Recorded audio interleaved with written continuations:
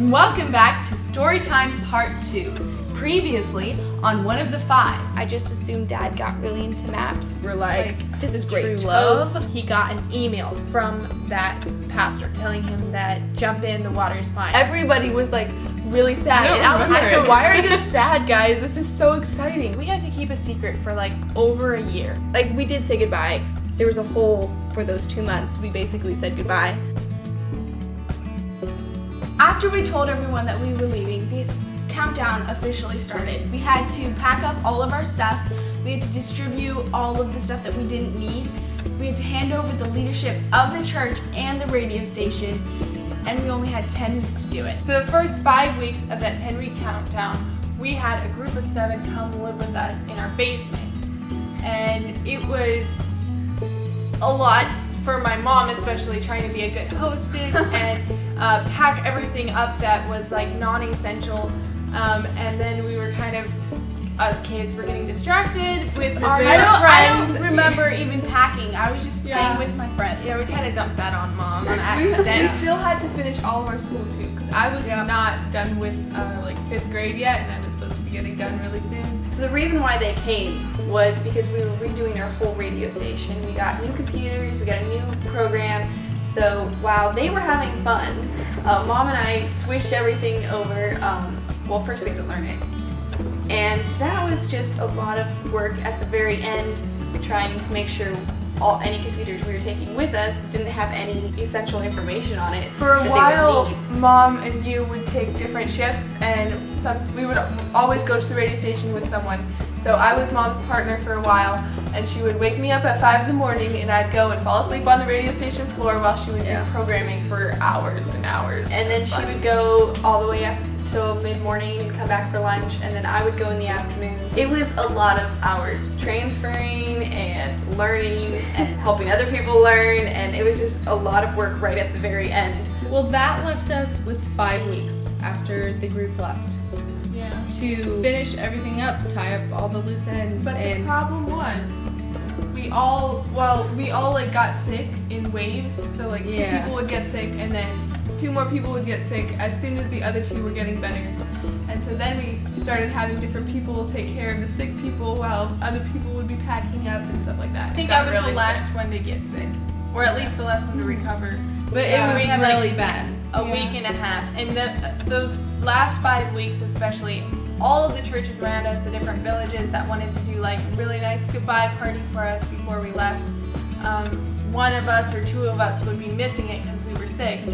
So it was kind of sad, but it was super kind because they were coming home with all these presents for us. I dragged myself to one of the meetings. It was a morning one. And so we were under a big tent and sitting, they would put like hay, like dried grass on the ground, and everybody would sit there. And I remember I was like delirious during the whole thing. And our group was supposed to sing a special, so we got up and I stood in the back and I was like singing, like I don't even know what, I felt so horrible. One of the meetings that I really wish I could have gone to, but I was homesick. The church just up the road from us, they were in town and we were like 10 or 15 minutes outside of town. Their youth choir, I think, learned the national anthem, the United States national anthem, and sang it for us.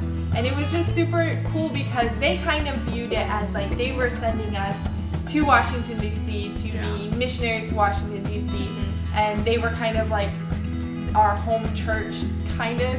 And it was super cool. We have videos of it. So when they came home, I watched the videos and I was like, oh, I wish I could have gone. The last day, it was July 7th, we were leaving Mount Hagen to go to Port Moresby, and there were like 50 people at the airport to send us off, and it was really sad. There was a lot of tears and a lot of hugs and crying. And there was one lady that gave each of us kids like 4 pieces of candy.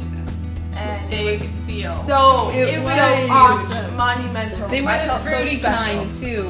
What's funny is I'm sitting here rolling my eyes at it, but I'm the only one who still has that. We stayed in Port Moresby for like 3 days, and it was mostly just saying goodbye to the friends that we had in Port Moresby. Jumped on the trampoline a lot. Yeah, Like, we so stayed at this really cool place the hotel had this really amazing cucumber salad that all of us kids were obsessed with. But there yeah. wasn't. And then from Port Moresby, we went to Brisbane, and we stayed there for like 3 more days. After a mini vacation / stuffing our faces in Brisbane, we flew with lots of layovers. And I remember we had a layover in Minnesota, and Dad gave all of his kids a little bit of melatonin so we would sleep on the flight because we had like We were landing in the middle of the day. yeah, in and DC. we were And it he was didn't supposed want to us be to bad. have like jet lag and all that. And we He didn't wanted us to sleep get on the sleep. long flight. It was really We were hard. too excited about the movies. And so I slept on the flight from Minnesota to DC, and I was so sad because I didn't get to drink juice and everything. But I woke up, and out of my window I could see DC. It was the weirdest flood of emotions, like looking out the window and Yeah. seeing somewhere that we had been praying about for like a year and a half now. And it was just Yeah. like, okay, It's God right is there. sending us to that place right there. And it was like so organized with all the streets and the It was monuments weird and stuff. because I was excited. I was like, all right, guys, we can do this. We're going to jump off the airplane and we're going to get our stuff and our guitars and we're going to go sing and we're going to conquer this city.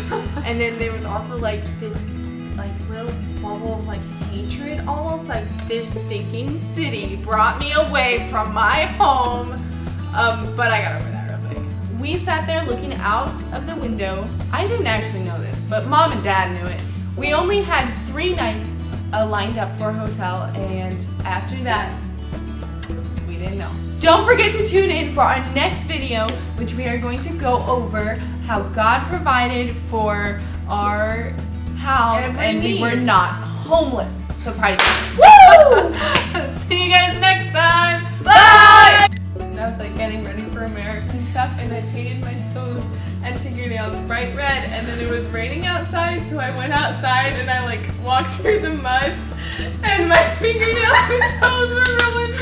And I showed up at Auntie Betty's house, and everybody's like, "Hi, Amy." I'm ready to go to America.